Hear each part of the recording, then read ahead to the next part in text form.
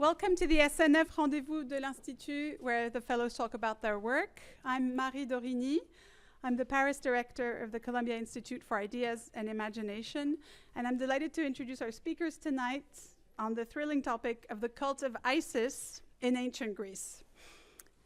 Introducing the field of Isiaca and Paraskevi's work will be Laurent Bricot, who will speak for about 10 minutes, and then he'll hand it over to Paraskevi for her presentation. After that, she'll be happy to take questions from all of you. Laurent Bricot is professor of Roman history at the Université de Toulouse Jean Jaurès, an Egyptologist who specializes in the history of religions, numismatic, and epigraphics. He's one of the world's leading experts on the cults of Isiaca, and has written over 40 books on the subjects. He directs with Richard Veillemer's the scientific review Bibliotheca Isiaca, which he founded in 2008. Recently, he was one of the curators of Le Mystère Mithra, plongé au cœur d'un culte romain, an exhibition that was on view in several museums in France, including the Toulouse Archaeological Museum back in 2022.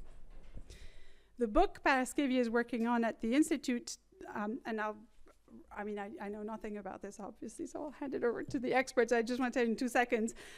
It takes the mobility of religion, and particularly that of the cult of Egyptian gods throughout North Aegean, as an opportunity to reconsider various aspects of the Mediterranean in Hellenic and Roman times.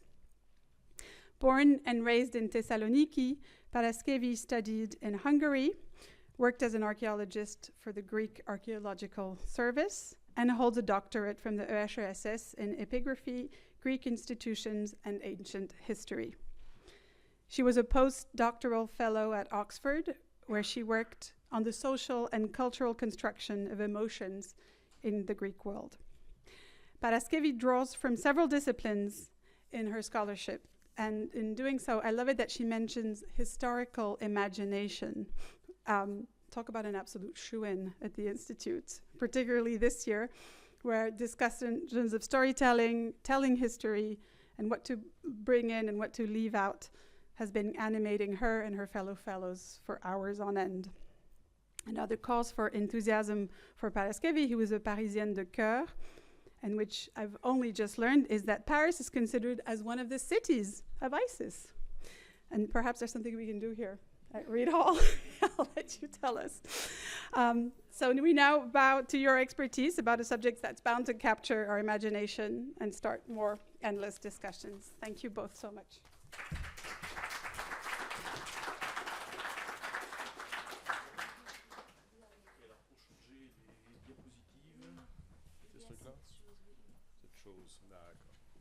Alors, s'il y a cette chose. Mesdames et messieurs, bonsoir. Merci à l'Institut, merci à sa directrice, merci à Paraskevi de m'avoir très gentiment invité à introduire la présentation qui va être la sienne. Je vais le faire extrêmement brièvement. C'est elle la vedette de la soirée, c'est pas moi. Alors, lorsque l'on s'intéresse au rapport entre l'Égypte et le monde classique, donc la Grèce et Rome, si on veut simplifier, on se précipite toujours vers les quelques auteurs anciens, grecs, latins, qui ont écrit sur le sujet depuis le Moyen-Âge, pratiquement, et ce jusqu'au milieu du XIXe siècle. Mais ce qu'ils nous disent de ces rapports, de ces interactions entre l'Égypte et le monde gréco-romain, c'est bien peu de choses finalement. Ce sont des informations souvent biaisées, souvent lacunaires, souvent partielles, voire partiales. Et il a fallu attendre finalement la fin du XIXe siècle, le début du XXe siècle, pour que on commence à aller chercher, à regrouper, à réunir, à rassembler d'autres sources qui permettraient de mieux comprendre en quoi finalement l'Égypte a été très présente dans le monde classique, dans le monde méditerranéen, dans le monde grec, dans le monde romain, et par suite, bien évidemment, jusqu'à nos sociétés contemporaines. Il a été question de Paris, la ville d'Isis, bien évidemment. Tout le monde sait que pendant 4 ans, entre 1811 et 1814, il y avait une statue d'Isis sur les armoiries de Paris à l'époque napoléonienne. Alors, les deux premiers savants qui ont réuni ce qu'ils pouvaient comme source documentaire, ce sont un Français, Georges Lafay, un Belge, Franz Cumont, et les catalogues qu'ils ont commencé à réunir, certes regroupaient des informations littéraires, mais ont commencé à réunir des sources épigraphiques, des inscriptions, des sources iconographiques, des statues, de la céramique, des terres cuites, des monnaies, bref, le corpus des sources pour étudier les rapports entre l'Égypte et le monde classique a commencé à se développer considérablement, avec notamment les travaux réalisés par ces deux savants. Et par la suite, le XXe siècle a continué à regrouper ces répertoires de sources, à réunir ces documents dans des corpus, dans des catalogues, tant et si bien que, en accumulant toutes ces informations, tous ces ouvrages, tous ces corpus, tous ces répertoires, toutes ces sylloguées, on a pu, à l'extrême fin du XXe siècle, début du XXIe siècle, commencer à cartographier le phénomène. Et dans un ouvrage paru dans les mémoires de l'Académie des inscriptions et belles-lettres, il était possible de proposer une première carte qui montrait à quel point les cultes venus d'Égypte, autour de la déesse Isis, mais Paraskevi nous en parlera tout à l'heure, ces cultes ont essaimé entre le IVe siècle avant Jésus-Christ et le IVe siècle après Jésus-Christ, dans le monde méditerranéen, dans son ensemble, jusqu'à la frontière de l'Écosse, jusqu'à l'Atlantique, bref, sur un territoire d'une vastitude absolument extraordinaire. Le fait de réunir tous ces documents a permis de commencer à travailler ponctuellement, localement, régionalement, sur un certain nombre de dossiers. C'est à l'époque où on a pu commencer à organiser assez régulièrement, tous les 3 ans, des colloques qui réunissaient justement toute une série de collègues européens, nord-américains, autour de questions qui pouvaient concerner justement cette diffusion, ces appropriations, ces réceptions de dieux égyptiens dans des territoires, dans des sociétés qui n'étaient pas celles de leurs origines. Ces rencontres ont été extrêmement fructueuses et aujourd'hui est venu le temps, je crois, au travers de cet ensemble documentaire absolument extraordinaire, de ces enquêtes régionales que l'on a pu faire pendant à peu près une vingtaine d'années, de passer à une nouvelle étape, et c'est là où le travail de Paraskevi s'inscrit pleinement, celle de tenter de comprendre quels furent les réseaux, quelles furent les relations entre groupes humains qui ont permis à ces cultes venus d'Égypte de trouver des terres hospitalières, accueillantes, capables de les voir se développer parfois de manière différente, variée, très très loin de la vallée du Nil où ils étaient nés. Et ces questions de réseau, ces questions d'interaction humaine, Paraskevi a travaillé dessus depuis maintenant plus d'une quinzaine d'années, puisque, si je ne dis pas de bêtises, si je ne massacre pas le micro, ça doit être en 2010, je crois, Paraskevi, que vous étiez venu à Toulouse nous proposer un premier travail issu de votre DEA, si je me souviens bien, sur justement la question de, lorsque Délos a été saccagé par les troupes de Mithridate du Pont, que les négociatores romains sont partis essaimer un peu partout en Méditerranée orientale, ils ont emporté dans leur bagage Isis, Sarapis, Anubis, Harpocrate, bref, tous ces dieux égyptiens qui se trouvaient sur l'île de Délos, et on a commencé à voir comme cela se tisser toute une série de réseaux. C'était, je crois, votre premier article sur le sujet. Et maintenant, je vais vous laisser la parole pour la suite de ces aventures. Je vous remercie infiniment.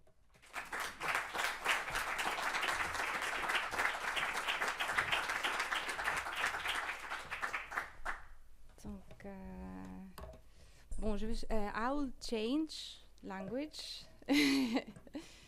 So even though I feel a bit more comfortable in French, because that's the language I've learned better, and then that's the language where I did my graduate studies. I now am in Colombia with all the fellows, and English is the language we all use. So I regret a little bit, but it's fine. So thank you so much, Laurent. So first, I want to thank you all warmly for being here.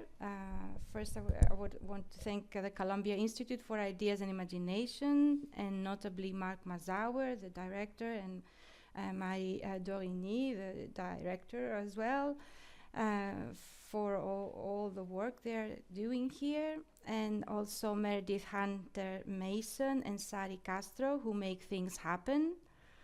And also my co-fellows here this semester, David, Jesse, Eric, Maria, Fabiola, Thomas, Hannah, Jay, Mohammed, Yea, Ana Maria, Juan, and Mabula, who is actually, as you know, she presented her Rendez-Vous was 15 days ago, and I was inspired a lot by it. So I thank all these people, and now I have to thank other people as well.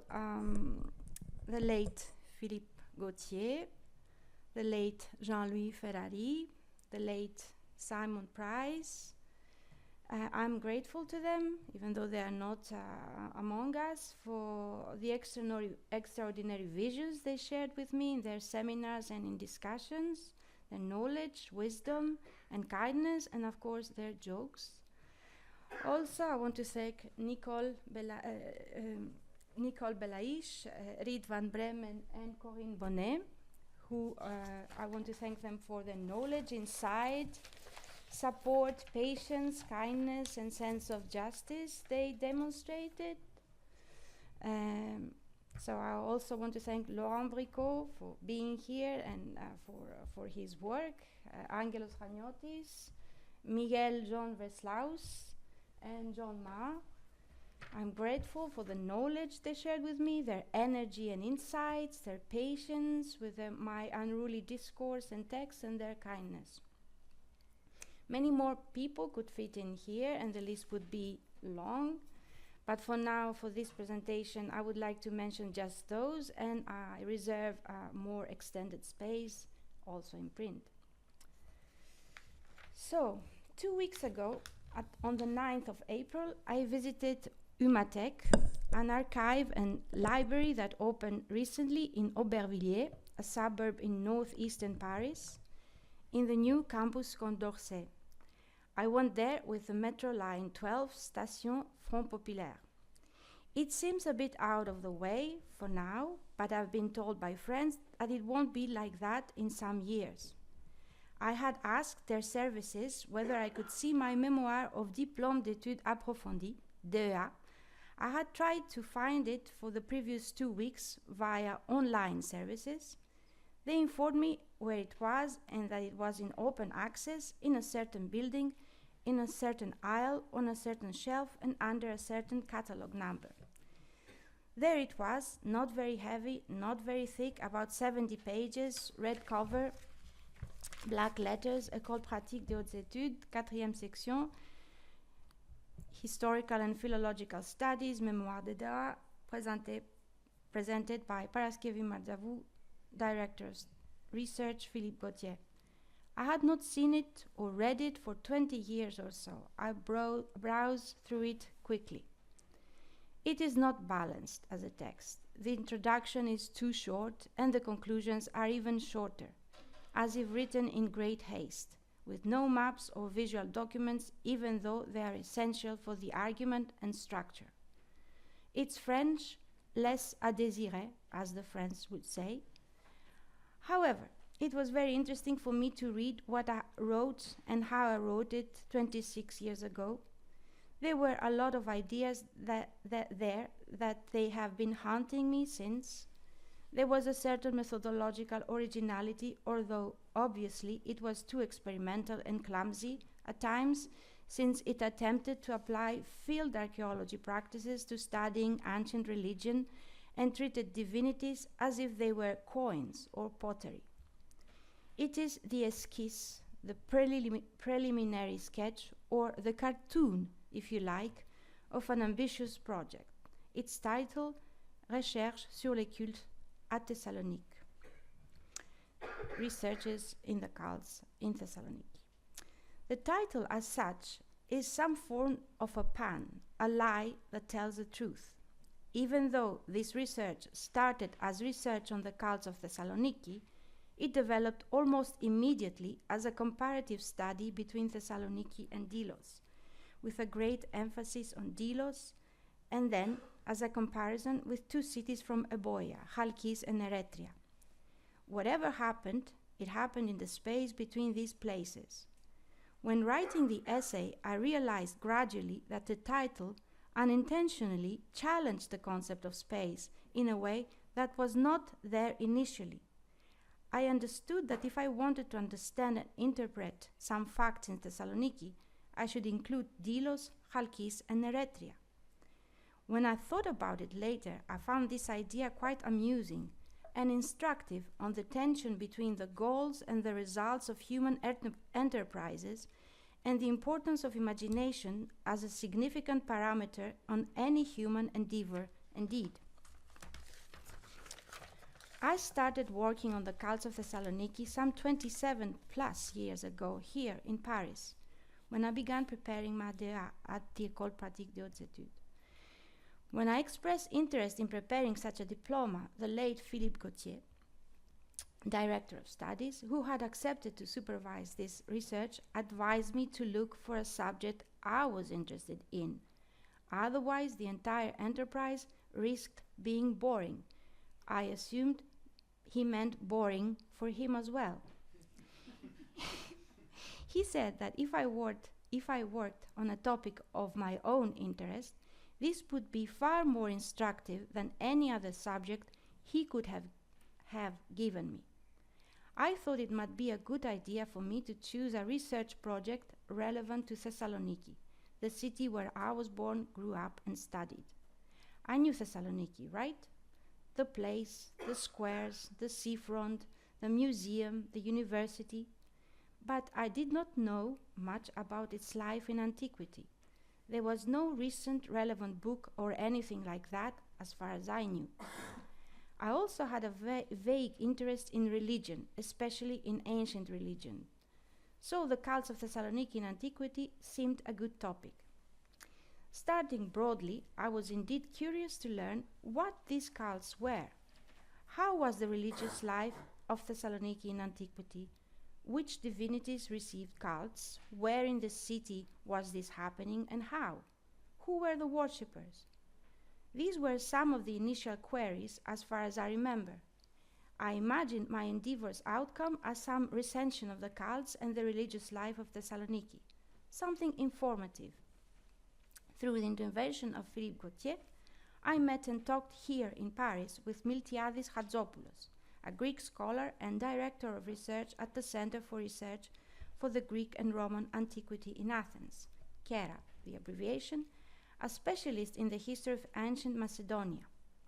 Miltiadis Hatzopoulos gave me a bibliography on Macedonia, compiled by KERA scholars, and advised me to look at the entire corpus of inscription of Thessaloniki, to read through it in search of cults of ancient Thessaloniki, but to read all the inscriptions.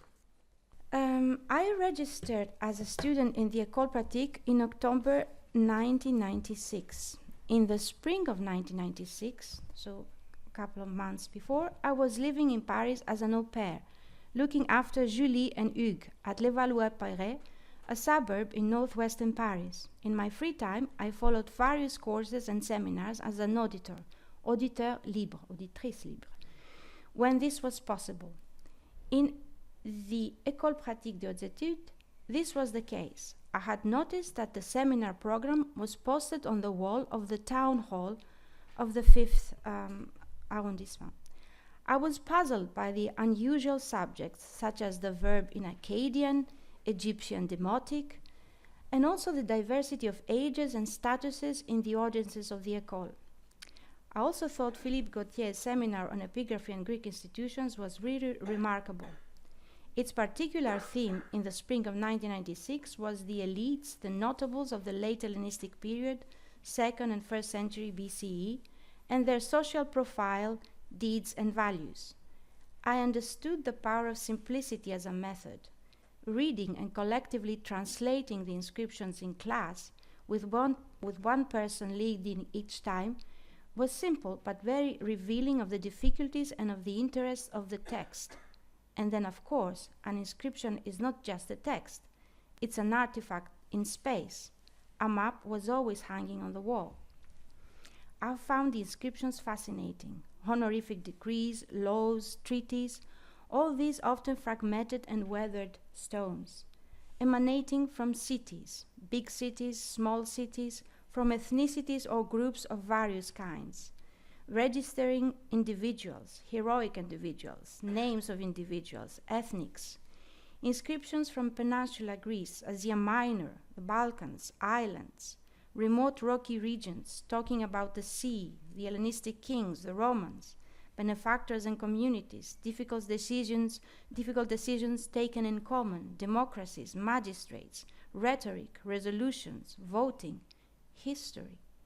I was captivated by the sense of urgency, the immediacy of the epigraphical documents inscribed on stones, and their intention to challenge time. I was also fascinated by the historical period, the late Hellenistic period, the narratives and the language, the problematic, dry, and allusive prose of some texts, and occasionally the flowery and detailed vapidness of others. Why were more people not aware of all that? I had spent the previous 18 months, from 1994 to 1996, working as a contractual archaeologist with the Greek Archaeological Service, in Olinthos in central Chalkidiki for a while, and then in Ierissos in eastern Chalkidiki, not far from the mining region of Stratoni that the China-born Greek poet and sailor Nicholas Kavadias mentions in his poem Fata Morgana. I was supervising the rescue excavation of the cemetery of ancient Acanthos, a city founded by citizens of Andros, an island in Cyclades, and of Chalkis, a city in Euboea, big island. Ierissos is 1 hour and 45 minutes away from Thessaloniki by bus. My daily run, registering skeletons of men, women, children, and babies, grave offerings, pottery, amphoras with stamps, some coins, jewelry, children's toys, fishing hooks, sometimes musical instruments or makeup products. Occasionally, skeletons of horses or dogs. Very rarely, curses inscribed on lead, unfortunately or fortunately not readable when they were found. My job was to give numbers to the tombs and thoroughly register the findings in forms. Also keep a diary of the excavation and take pictures. I also had to decide which of the findings should go to the depot and which should be disposed of. This was a rescue excavation, which is of course a form of destruction. Rescue is a euphemism. The dead should leave space for the living. There were no inscribed on stone funerary epigrams about these long dead people, no words, just the clicking sound of the tools of the workers hitting the ground and the metronomic crash of the sea waves nearby. There was one inscribed stone on the hill, though. It seemed ancient, perhaps a statue base. I discovered it during my walks, but I could not read it. I wanted to learn more about Acanthos, but there was no book or anything like that around. In some photocopied pages I found among various papers and photos of the dig, there were mentions of it in Thucydides, for instance, and in other authors. The workers, though, seemed to know much about the thousands of unpublished burials, so I asked them many questions. With the Greek translation of Greek burial customs by Donna Kurtz and John Boardman at hand, I was trying to figure out more about the people and the society. The book was not so helpful. There was information there, but not the correct information for the evidence I had in front of my eyes, given the originality of some of the burials. A bit frustrating. Who were these people? Who was able to tell? Thessaloniki was 120 kilometers away. Despite the distance and remoteness, the glamour of the great metropolis of northern Greece reached as far as Ierissos. A very enthusiastic fan club of PAOK, the famous football team of Thessaloniki, had recently been founded and gathered the male youth of the place. Some of the workers in the excavation were members. The fan club was called the Acanthii, the Acanthians, inspired by the excavations in the cemetery and on the hill where could be seen some ruins of the city of Acanthos in classical and Hellenistic times. In the summer of 1996, between my au pair Parisian phase and the beginning of my DA, I visited the History and Archaeology Department Library of the Aristole University in Thessaloniki, in search of the Bulletin Epigraphique, hoping to give a better shape to my interests. The library was closed for renovation. I visited the office of Pantelis Nigrelis, professor of ancient history at the Department of History and Archaeology. He gave me some offprints of his own latest publications, and he told me how lucky I was that I was going to study in Paris, since I would find there la crème de la crème of epigraphy. I thanked him, and off I went to visit the offices of Stelios Andreou and Michalis Tiverios, professors of prehistoric and classical archaeology respectively in the Department of History and Archaeology, who knew me as a student and from whom I asked for the necessary reference letters I had to send for my inscription in the École Pratique. My previous interests were focused on the late Bronze Age of Macedonia and the Aegean and Iron Age ceramics. The dominant evidence for these periods is archaeological. No rhetoric there, or rather not the type of rhetoric I had seen in the Hellenistic and late Hellenistic inscriptions in Gautier's seminar. In 1997, Thessaloniki would be the cultural capital of Europe. There was a lot of excitement in the air. I knew Thessaloniki, Mediterranean city founded under this name by King Cassander in 316 BCE in Hellenistic times, those centuries after Alexander's conquest of Eastern empires and expedition in the Eastern lands. Cassander gave it the name of his wife, daughter of King Philip II and half-sister of Alexander the Great. Thessaloniki was created by synecism, a uniting of 26 or so pre-existing towns or villages according to Strabo.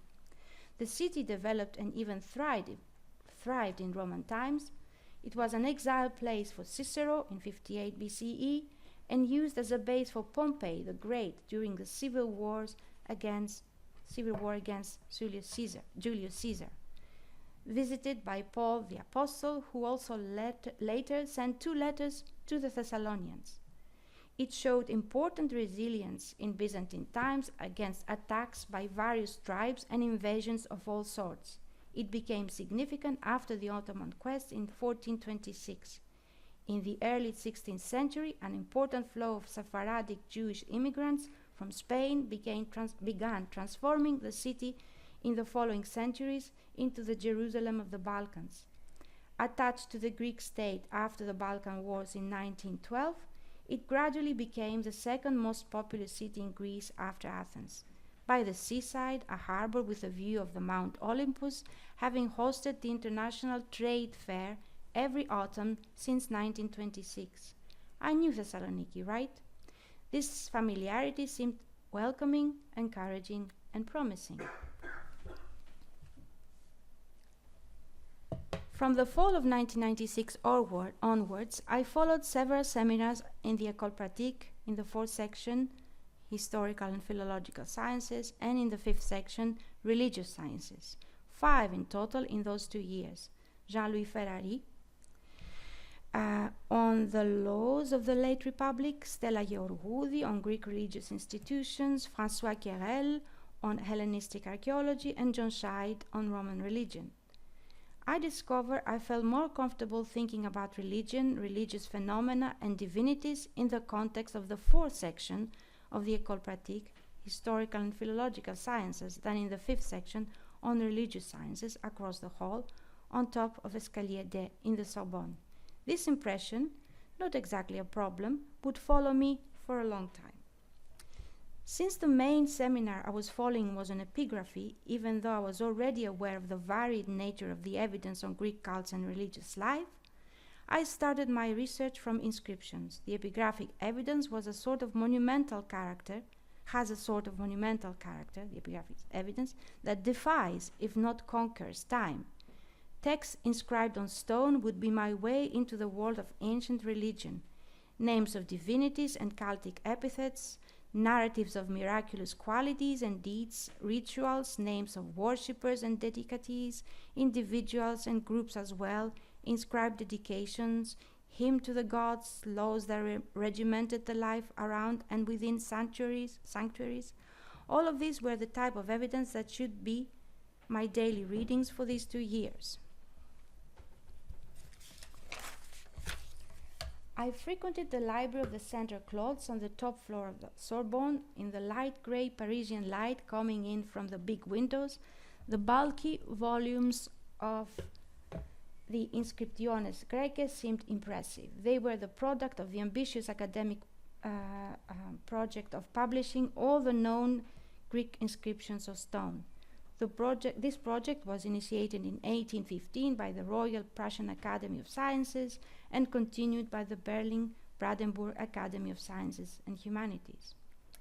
I took out one volume of considerable size and not negligible weight, number 10, part 2, fascicule 1, dedicated to Thessaloniki and its territory, edited by the American scholar Charles Edson. I started reading the Greek inscriptions and the comments in Latin, which gave information about the proportions of the stones, letter forms, finding spots, adventures of stones, and various other details. After days of turning the pages of the corpus of inscriptions of Thessaloniki, things started to make sense. First, there were some facts.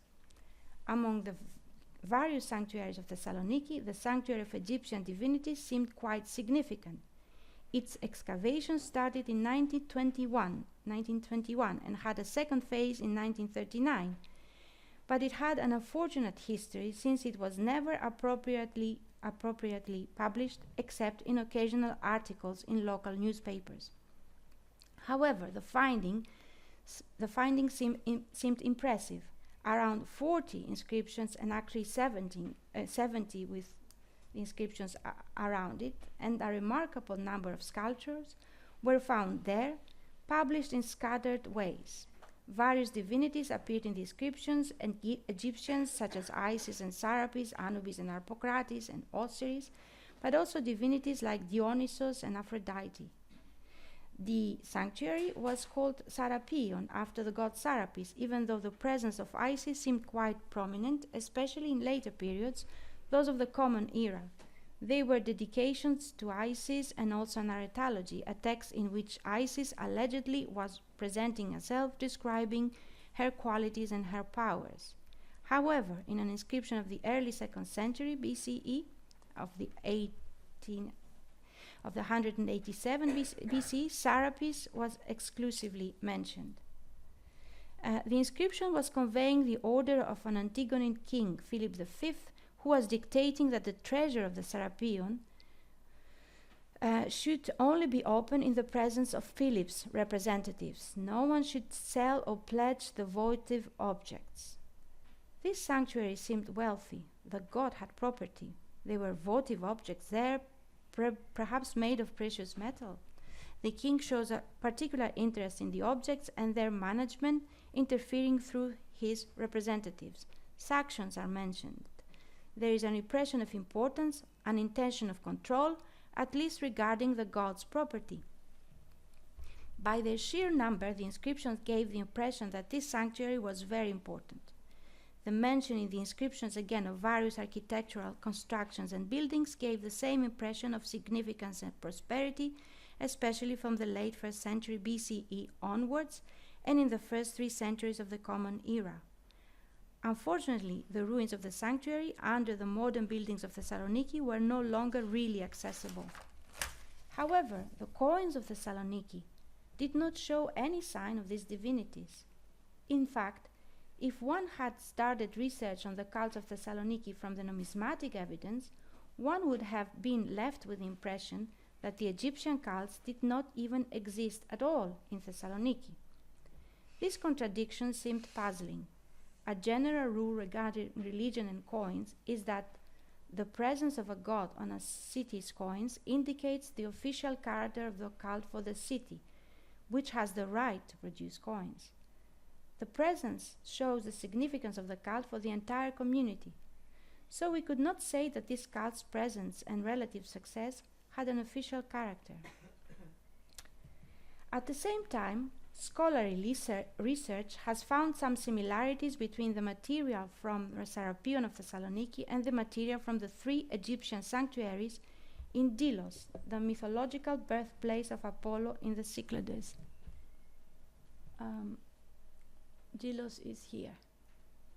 Thessaloniki is here, just to give you an idea.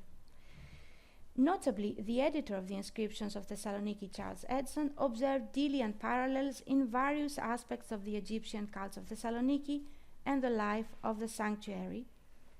There seemed to be a Delian color in the Thessalonican epigraphical and architectural evidence. Françoise Dunant also had noticed that. There was no interpretation of this phenomenon in the research. Another interesting observation was relevant to the demographic profile of the worshippers. Even though the inscriptions are in Greek, most people who dedicated objects, for instance, jewelry or other objects, inscribed or not, to the Egyptian gods, especially from the middle of the 1st century BCE onwards, bear an Italian name. Actually, the slight majority of a significant component, at least, of the people appearing in the inscriptions bear an Italian name. These people probably belong to the population category described by Jean Hatzfeld, a French classicist and historian who had spent time in Thessaloniki with the Armée de l'Orient during the First World War between 1916 and 1919. He described them as Italian traders in his fundamental study published in 1919. He called them trafiquants italiens, but they are also known in the bibliography as Roman negotiatores, as Italici as well. They are not necessarily absolutely homogeneous as a category, but they are homogeneous enough in the 2nd and 1st centuries BCE to be distinguished from other population categories, and Hatzfeld is well aware of their variety. Hatzfeld, in his book of 1919, was surprised not to find the Italikoi in Thessaloniki. However, his book was published just 2 years before the excavation of the Egyptian sanctuary of Thessaloniki, which revealed the Roman negotiatores' presence in Thessaloniki. The Romans who conduct business, also known as the negotiatores, is a population category that emerged as such in the late Hellenistic period and seems to have a particular economic profile. They describe themselves as traders, pragmatebomenoi in Greek. Occasionally, we see them joined in the civic authorities of various cities, dedicating to various divinities and acting as benefactors, as in an honorific decree from the city of Antigonia Mantinai, so double name, in Arcadia, for instance. In the early 1st century, they were the target of hostilities in Ephesus and elsewhere from the king Mithridates of Pontus and his troops during the so-called Mithridatic Wars that he fought against Rome. In Thessaloniki, the Romans who conduct business appear in a collective dedication in the Egyptian god's sanctuary. Some scholars had already noticed the Roman traders' pronounced presence in these inscriptions. The explanation they offered was that the Roman traders, the negotiatores, imitated Cleopatra.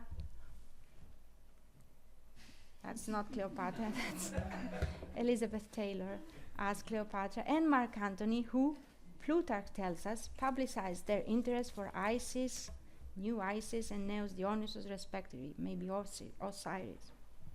This could only explain the phenomenon in the 1st century BCE, though, but not the sustained preference that people with Italian names still showed in the 2nd and 3rd century CE in the Egyptian sanctuary of Thessaloniki, when Cleopatra and Mark Antony had long been dead. Interestingly, the same preference for Egyptian cults can be read in the material from the 3 sanctuaries of Egyptian cults in Delos. Marie-Françoise Basles, in her original study on Oriental cults in Delos, underlined this phenomenon. 2 reliefs of Isis with a sail, a type often known in the bibliography as Isis Pelagia, in 2 supports of different natures, could be used to put into a comparative perspective Delos. This is the one from Delos, found in the Agora of the Italians, in a workshop of stone worker. And from Thessaloniki, this is a funerary altar. This dates in the early 1st century BC, and this in the 2nd century CE. This was found, as we said, in Delos, in the Agora of the Italians. And this was found in a suburb of Thessaloniki, north east, called Pylea. So, the working hypothesis I developed with a lot of historically informed imagination is that to understand better the phenomenon of similarities between Delos and Thessaloniki in the Egyptian cults and the presence of the Italians in Thessaloniki, individually and as a group, a comparative study was necessary between Delos and Thessaloniki, observing similarities but also differences in the divinities, rituals, architecture, votives, worshippers. The tentative answer, if you like, was that the Italians of Thessaloniki were connected to the Italians of Delos. Some of the negotiatores of Delos would have found refuge in Thessaloniki after the Mithridatic Wars and the attacks of the pirates on the islands of Delos. This was also the time when the city of Thessaloniki gradually grew in importance as a trading place, administrative center, and governor seat of the province of Macedonia, founded in 146, so a bit earlier. The negotiatores brought along their Delian habits of venerating the Egyptian gods, which were added and amalgamated to the ritual and cultic habits they met in the Egyptian sanctuary of Thessaloniki, which had existed since the late 4th century BCE. They used this cult to integrate the new community, and at the same time, this cult, or the particular ritual tradition they were importing, was a link to their old community, the Delian one, which was in steady decline. By bringing a ritual tradition created in Delos and perhaps elsewhere, they renewed the Egyptian cult in Thessaloniki, with rituals, divinities, and new attitudes towards the divine. Thereafter, the cult stayed in this community of Italians of Thessaloniki, as they were integrating into it, for 2 or 3 centuries, and gave this community its distinctiveness.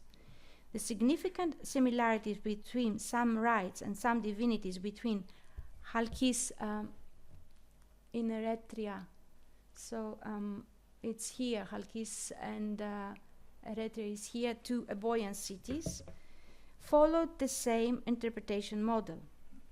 Several later parallels in the history of Thessaloniki of similar phenomena of immigration of communities conveying a specific religious tradition and cults, for example, the Sephardic Jews in the 16th century or the Pontian Greeks in the early 20th century, are telling. To understand this phenomenon more deeply, we would need to resort to the sociology of religions as shaped by Max Weber, not so much to conclude in a sort of caricatured way that the Egyptian cults were the Protestantism of polytheism, just like that, but to use the conceptual tools developed by the Weberian sociology to understand religion, economy, economics, and power together. My hypothesis made sense within the seminar of Philippe Gautier for the elites of the 1st century BCE. While trying to draft the text, I discovered that I could speak better than I could write about this topic. I developed this hypothesis quite aridly and concisely in my memoir with a language that certainly needed more sophistication. I also attempted a comparative study between Delos and Thessaloniki using forms that archaeologists use to register the materials from excavation sites, and I added some meager conclusions. I had 2 defenses for this dea in 2 consecutive years. John Scheid, rapporteur of the second defense, among other things, warned me that the bibliography on the Egyptian cults was indeed humongous, scattered, and uneven. This was undoubtedly true. Laurent Bricot's work in the last 20 years or so changed this situation. It made the scattered evidence on Egyptian cults epigraphic, archaeological, and numismatic available to all with access to a library or the internet. In any case, the topic I had initially chosen, as it developed in the context of the seminars I was following, was for someone other than the beginner that I was. I bit more than I could chew. I left Paris in 1998, spent a year in Greece between Thessaloniki and Athens, and returned in 1999 with a scholarship from the Greek Foundation of Scholarships of the Greek state, following an exam. By a happy coincidence, I found myself again at the École Pratique under the direction of Jean-Louis Ferrari this time, but also working with Marie-Henriette Quay in a seminar on Imperial Hellenism. Her focus was on mosaics and texts and their relationship. I started my PhD thesis entitled Researches on Festival Communities in Peninsular Greece between the 2nd century BCE and the 3rd century CE. I kept following the epigraphy seminar of Philippe Gautier till 2002. I wrote some drafts of 4 chapters, one of which concerns the ISIS problem or ISIS project from another angle, that of the festival community of the Ploiaphesia, the festival in honor of Isis that Apuleius describes in the late 2nd century CE in his Metamorphoses. I left Paris for Oxford in 2002 for family reasons.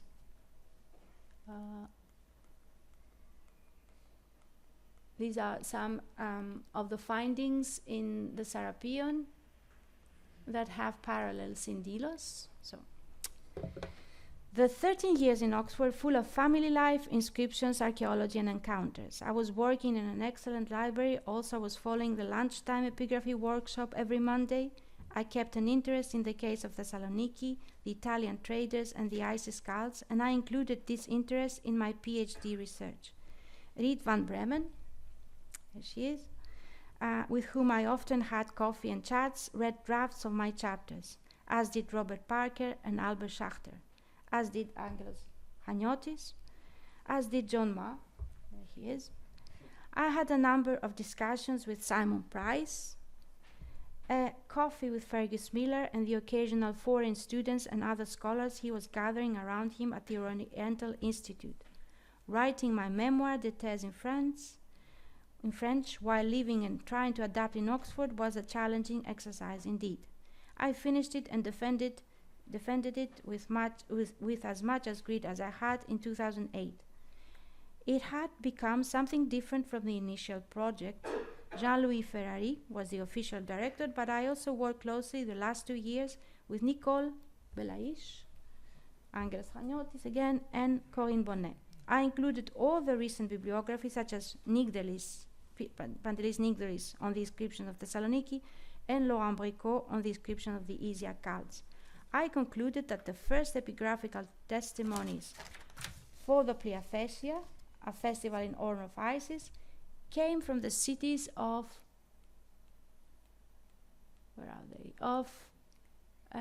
Chalkis and Eretria. These were the list of Navarchs, individuals and couples who participated in an obscure ritual related to a boat. This ritual probably constituted a sort of proto-Ploiaphesia, an early version of what Apuleius describes with much detail in his Metamorphoses of the 2nd century CE. I started teaching as a tutor in various Oxford colleges the religions of the Greco-Roman world with the help and guidance of the late Simon Price. And I also started participating in workshops and conferences, notably in Toulouse in 2010, in Boulogne-sur-Mer in 2011, in Oxford 2011 as well, at the invitation of Guy Strumza.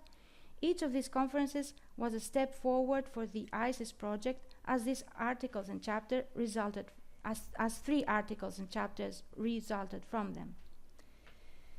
In Oxford from 2009 and until 2013, I had the chance to work as a postdoc researcher on the Emotions project directed by Angelos Chaniotis, which gave me an intellectual perspective I did not have before.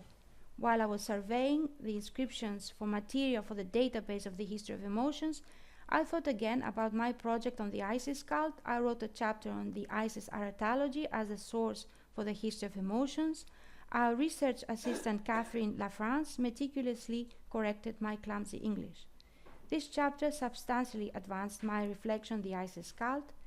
In Erfurt in 2014, I presented a paper on Anafi and the Isiaca cults. I collaborated with Valentino Gasparini on a project on Oedipus and Isiaca cults, and we presented it together in Rome in 2016. He published a very inspiring chapter on the Oedipus and Nilus in Campus Martius and the conceptual space in the Isiaca cults. The years I spent working as a lecturer in discipline at Columbia, and my 2 trips with my good colleague Ellen Morris and Columbia graduate students in Egypt and Asia Minor opened new perspectives for the ISIS project. So the ISIS project has been with me throughout this adventure in the 4 countries I have lived in over the past 24 years. I now call it Isiaca, a historical and sociological approach to the cults around ISIS in Hellenistic, late Hellenistic, and imperial times. It is always a work in project, but now also a book project. A work in progress and a book project. My basic argument is that in specific social and especially political circumstances, some ritual particularities of the Isiaca cults had the potential to contract elective affinities with economic attitudes that act upon and substantially transform the religious, social, and economic life towards a reformed, bourgeois, and capitalist version of life, or rather, proto-reformed, proto-bourgeois, and proto-capitalist. To put it bluntly, practicing these Isiaca cults could shape people into proto-capitalists. Whether this potential would be realized depended on specific political, economic, and cultural features in the various contexts where these features, Isiaca cult and economic life, could be observed. In general, it occasionally happened for a limited period each time. Furthermore, institutional control and cultural workings could hinder the process or make it more complex. It created complexity. The Eastern and Western Mediterranean of the Hellenistic and especially late Hellenistic and Roman Republic and imperial worlds provide a context for observing this complexity culturally, socially, and politically. The main research object then is the ethos produced by the religious change of the late Hellenistic period and its relationship with economic, social, and political changes. So I wish then in that book to work out some of the consequences of my approach in complex test cases, which show how religious history is deeply entangled with political history and economic history, and that the distinction between the 3 is futile. This exercise will lead to some new propositions about central questions in ancient history, for instance, on the impact of empire, the change from Hellenistic to Roman, and the nature of cultural, social, and religious change in the ancient world. Also, emotional change and change in morals. These questions are partly related to questions I hope to explore in a further monograph on religious communities derived from my thesis on communautés festives, or festival communities. It's another project. They are hence part of a broader project to connect the history of the ancient religion with a study of religious sociology in general, a project I have been pursuing for the last 8 years in my undergraduate and graduate teaching at Columbia. That's it. Thank you.